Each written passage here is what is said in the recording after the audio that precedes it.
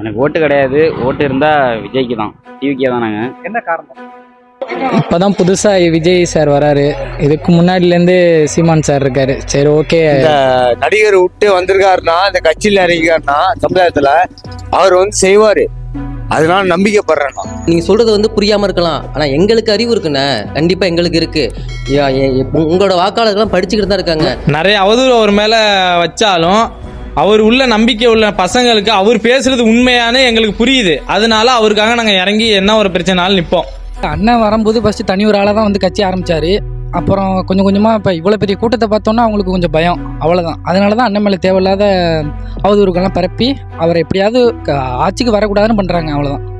பணம் உங்களது பணத்தை தான் அவங்க கொடுக்குறாங்க, அதை வாங்கிக்கிட்டு நேர்மையாக இருக்கவங்களுக்கு ஓட்டு போடுங்க அப்படின்னு நாங்கள் சொல்கிறோம். மொபைலும் சரி, யூடியூப்ல சரி, ஃபேஸ்புக்கும் சரி, ஃபர்ஸ்ட் சீமான் தான் வருவார். நாம் தமிழர் கட்சி அப்படின்னு சொல்லிட்டு சீமான் தான் ஃபர்ஸ்ட் வருவார். ஓட்டு போகிறது அது அப்புறப்பட்ட விஷயம். நான் சின்ன வயசுலேருந்து அவர் ஃபேனாக இருக்கேன். எனக்கு ரொம்ப பெருமையாக இருக்குது. இப்போ விவசாய சின்னத்தை ஆதரிக்கிறவங்கலாம் பார்த்தீங்கன்னா, ஒன்று புதுசாக வந்த யங்ஸ்டர்ஸ் எங்களை மாதிரி பசங்க நாம் தமிழர் கட்சிக்கு தான் வாக்களிக்கணும் அப்படின்னு வந்தவங்க.